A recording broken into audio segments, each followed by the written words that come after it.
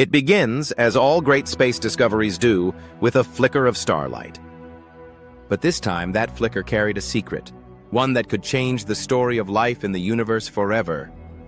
The James Webb Space Telescope, humanity's most advanced eye on the cosmos, has been scanning a distant red dwarf star called K2-18.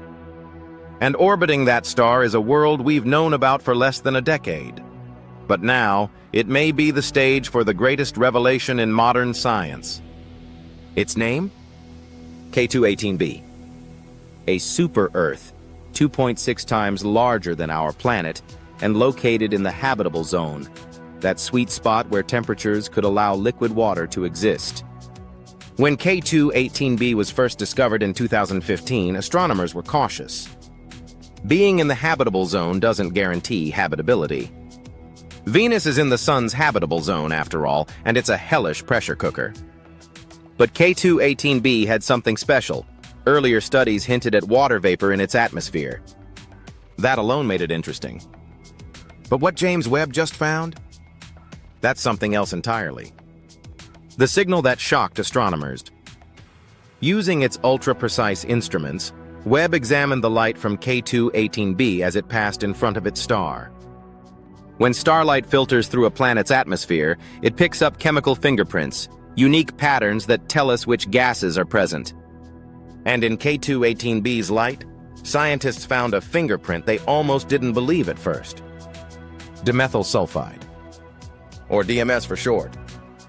On Earth, DMS is produced almost exclusively by life, specifically by microscopic marine phytoplankton in our oceans.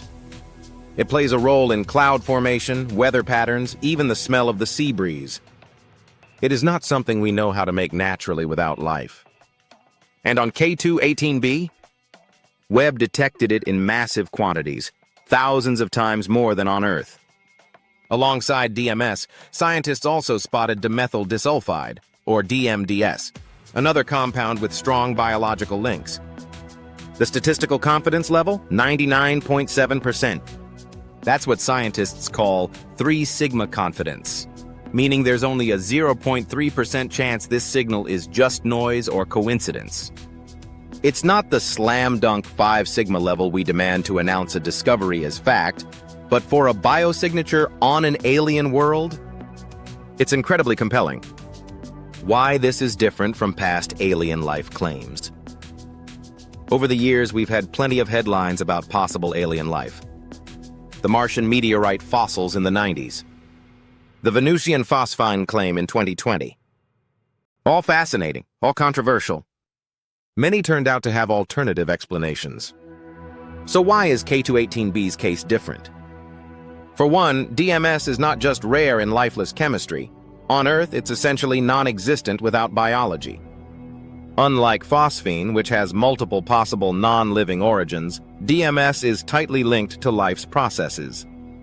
Second, this detection comes from the James Webb Space Telescope, the most advanced astronomical instrument in history, with the resolution and sensitivity to detect extremely faint signals.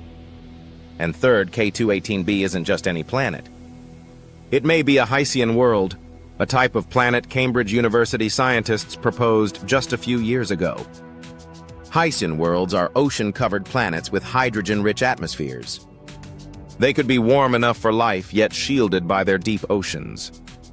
In fact, the majority of habitable planets in our galaxy might be Hycean, meaning K2-18b could be the prototype for the most common life-bearing worlds out there. What life could look like on K2-18, here's the wild part. If DMS is being produced on K2-18b, it's likely coming from an alien ocean. Picture a planet wrapped in a thick atmosphere, beneath which lies a global sea stretching for tens of thousands of kilometers. In that ocean, life might exist not unlike Earth's plankton, microscopic, drifting, multiplying, exhaling gases into the sky. No continents. No land animals. Just an endless marine world under an alien sun. And here's something even more poetic. Life there could be influencing the climate, just as it does here. On Earth, DMS from plankton seeds cloud formation, which cools the planet. On K2-18b, alien microbes could be doing the same, quietly shaping their own environment. The skeptic's perspective. Of course, scientists are cautious, and they should be. There's still a tiny chance this signal is wrong, or that some unknown chemical process could be making DMS without life. Our chemistry textbooks are Earth-biased, after all. Space is full of surprises.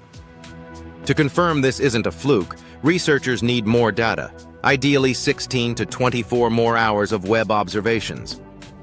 That's enough to push the detection from 3 sigma to 5 sigma, the gold standard in science. Until then, we call it the strongest evidence yet, not proof. The broader implications. If this holds up, it's not just about finding life. It's about changing how we see ourselves. For centuries, humans have looked up at the stars and wondered if we are alone.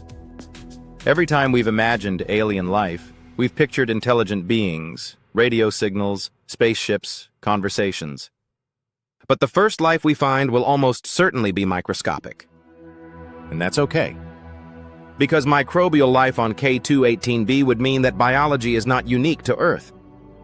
It would mean life emerges wherever conditions are right: oceans, chemistry, time. It would mean the universe is not silent, but teeming with invisible activity. It would mean simply that life is normal. The road ahead of the James Webb team will keep watching. The next set of observations could come within the next year, though competition for telescope time is fierce. If the DMS detection strengthens, the next steps will be to search for other biosignatures, perhaps oxygen, methane imbalances, or even unusual isotopes that can only be made by biology. And who knows? If we can get the signal strong enough, future telescopes like the Habitable Worlds Observatory might even take direct images of K2-18b's atmosphere, catching alien weather patterns in action. A moment in human history. Think about where you were the first time you heard the word K2-18b. For most of us, it was a random blip in space news. But if this pans out, it will be in history books alongside Galileo's telescope and the Apollo moon landing. We might tell our grandchildren, "I was alive when humanity found life on another planet." And it all started with a faint flicker of light from a tiny red star, and a molecule that smelled faintly of the sea. Closing line. Maybe, somewhere on K2-18b, alien plankton are drifting in an endless ocean, unaware that their chemical breath just changed the course of human history.